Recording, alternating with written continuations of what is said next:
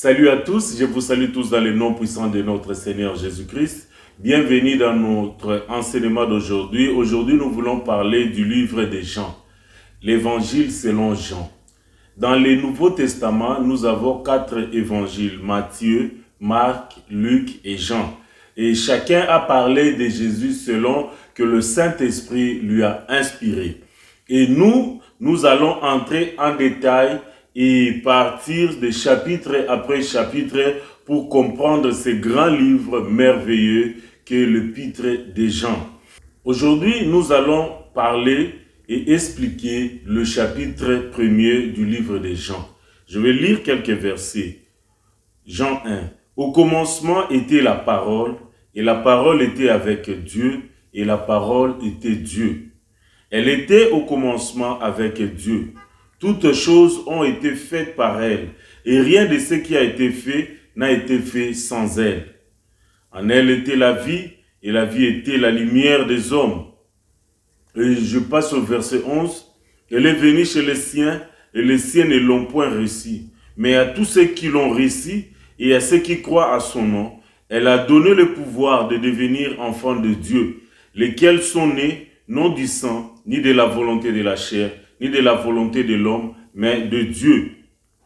Et la parole a été faite chair et habité parmi nous, plein de grâce et de vérité. Nous avons contemplé sa gloire, une gloire comme la gloire du Fils unique venu du Père. Jean lui a rendu témoignage et s'est écrié, celui dont j'ai dit, celui qui vient après moi m'a précédé, car il était avant moi. Et vous pouvez lire la suite jusqu'au verset 51. Le verset 29 est intéressant. La Bible dit, le lendemain, il vit Jésus venant à lui. Il dit, voici l'agneau de Dieu qui ôte le péché du monde. Et le dernier verset, c'est, en vérité, vous verrez désormais le ciel ouvert et les anges de Dieu monter et descendre sur le Fils de l'homme. Amen. Alors, qu'est-ce que nous pouvons apprendre de ce chapitre 1er du livre de Jean? Il y a 5 points que je vais parler aujourd'hui, ce que nous pouvons retenir de Jean chapitre 1. La première des choses, c'est que Jésus est la parole de Dieu et il est Dieu. Il est le Fils de Dieu et la deuxième personne de la Trinité, Dieu le Fils. Bien que le mot Trinité n'est pas écrit dans la Bible, il est une vérité clé et l'une des doctrines du christianisme. C'est une notion de base et clé de notre croyance chrétienne. Et nous verrons plus tard le Seigneur Jésus-Christ expliquer cela dans Jean chapitre 14. Je cite, « Moi, je prierai le Père et il vous donnera un autre consolateur, afin qu'il demeure éternellement avec vous. » Et ici, nous pouvons voir ces 3 personnes de la Trinité, le Père, le Fils et le Saint-Esprit. Le Père qui est Dieu le Père, le Fils ici c'est moi qui est Jésus-Christ, et le Saint-Esprit c'est lui le consolateur, l'Esprit de vérité. Et c'est ici même la Trinité. Et nous comprenons que le Père n'est pas le Fils n'est pas le Père ni le Saint-Esprit, et que Jésus-Christ n'est pas le Saint-Esprit. Parce que ici, Jésus dit, je vais prier le Père. Et le Père va envoyer un autre consolateur. Donc, Jésus est le premier consolateur. C'est lui la consolation d'Israël. Et quand il va partir, Dieu, le Père, va envoyer un autre consolateur. Et ce consolateur n'est pas un homme, parce que Jésus dit qu'il va demeurer éternellement avec vous. L'homme est mortel. Vous comprenez? Donc nous avons Dieu le Père, nous avons Dieu le Fils et nous avons Dieu le Saint-Esprit. Et ici au verset 14, la Bible dit que la parole est devenue chair et elle a habité au milieu de nous. La parole de Dieu qui est Dieu s'est faite chair. Et la Bible dit, on a vu sa gloire comme étant la gloire du Fils unique de Dieu. Donc ce n'est pas Dieu le Père qui est devenu chair, mais c'est Dieu le Fils qui a pris la forme humaine, lui qui est la parole, lui, Jésus-Christ, qui a habité au milieu de nous. Maintenant, lorsque nous faisons la liaison avec Genèse 1, qu'au commencement, Dieu créa le ciel et la terre. Donc Dieu a créé toutes choses. Et lorsque nous allons dans Jean 1, la Bible nous dit que c'est la parole qui a créé toutes choses. Pourquoi cela?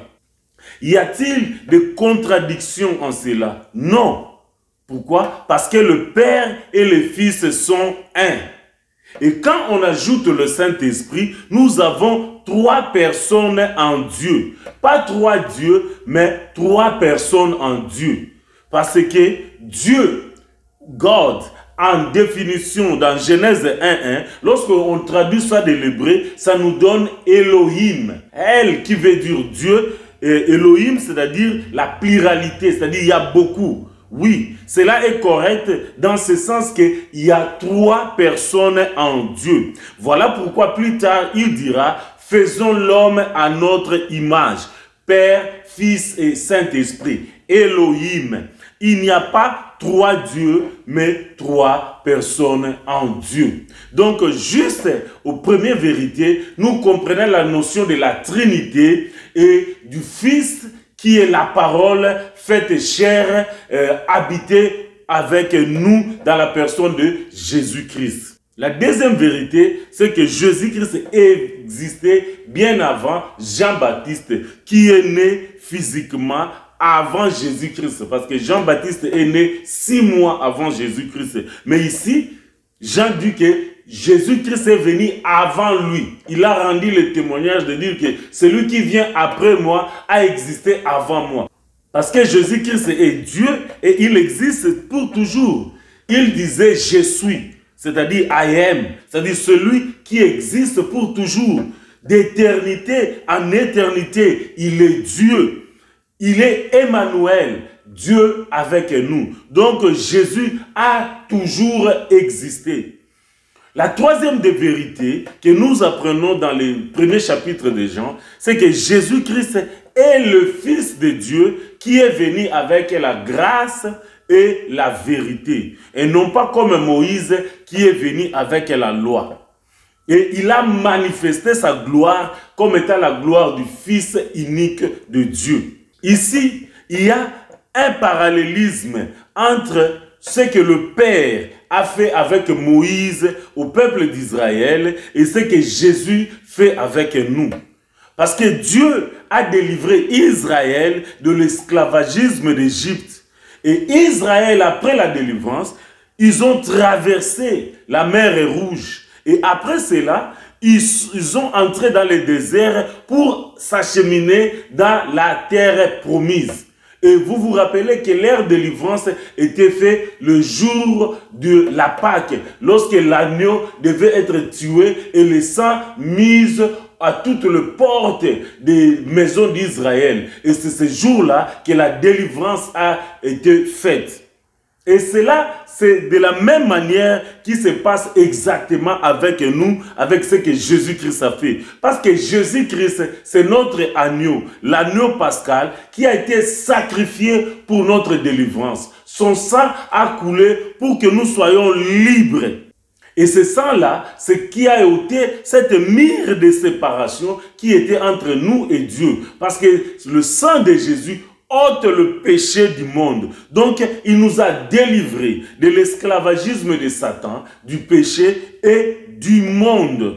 Donc, lorsque nous croyons en lui, nous sommes nés de nouveau. Nous devenons des enfants de Dieu, une nation sainte comme Israël, et nous suivons Dieu. Mais, lorsque Jésus le Messie est venu, Israël n'a pas crié au Messie. Et voilà pourquoi la grâce maintenant nous a été offerte. Lorsque nous croyons en lui, lorsque nous prenons notre foi en lui, nous sommes nés de nouveau de la famille de Dieu et nous devenons des enfants de Dieu et la nouvelle Israël, la nation sainte de Dieu. Donc lorsque nous croyons au Seigneur Jésus, nous sommes sauvés, nous sommes délivrés de toutes les chaînes. Et après cela, qu'est-ce qui se passe? Nous passons dans l'eau du baptême, qui est l'image de la mer Rouge que Israël a traversée. Et nous commençons à suivre Jésus vers la terre promise. Et pour tout chrétien, cela n'est pas Canaan, mais c'est le ciel. Parce qu'au chapitre 14, Jésus explique que je m'en vais vous préparer une place et je reviendrai vous prendre. Donc, notre destination, c'est le ciel, le paradis. Mais lorsque nous sommes encore ici sur la terre, notre Cana, ce sont toutes les promesses de Dieu. C'est tout les 8000 promesses que Dieu nous donne. Et cet accomplissement de ces promesses, c'est ça notre héritage. Toutes les bénédictions, toutes les promesses faites dans la Bible, c'est ça notre Cana lorsque nous sommes ici sur la terre. L'élévation, le succès, la bonne santé, la prospérité, la vie avec abondance. Ça c'est notre Cana ici, c'est l'ensemble de toutes les promesses de Dieu. Alors, la quatrième des vérités, la Bible nous dit que nous avons vu sa gloire. Vous savez, dans l'Ancien Testament, le Père a manifesté sa gloire au peuple d'Israël par sa puissance, par sa majesté, avec des miracles et de grandes œuvres. Il a agi puissamment avec Israël et ils ont contemplé sa gloire. Mais maintenant, à travers les évangiles, nous voyons comment Jésus-Christ a manifesté sa gloire en accomplissement des œuvres grandioses et des miracles incroyables. Et aujourd'hui encore, par le Saint-Esprit, Jésus continue à agir dans nos vies pour manifester qu'il est le même hier, aujourd'hui et éternellement. Il continue à accomplir des grands miracles dans nos vies. Lorsque nous croyons et nous suivons, il continue à manifester sa gloire, la gloire du Fils unique de Dieu. La cinquième des vérités est que Jésus-Christ, c'est lui la fondation, la pierre angulaire de toute église. Il dit, désormais, vous verrez les anges de Dieu monter et descendre sur le Fils de l'homme. Et cela me rappelle l'histoire de Genèse 28. Ici, nous voyons Jacob qui s'est endormi sur une pierre. Et ce soir-là, il a eu la vision. Et il a vu les anges de Dieu monter et descendre. Et il a compris et il a appelé cet endroit-là Bethel, c'est-à-dire maison de Dieu.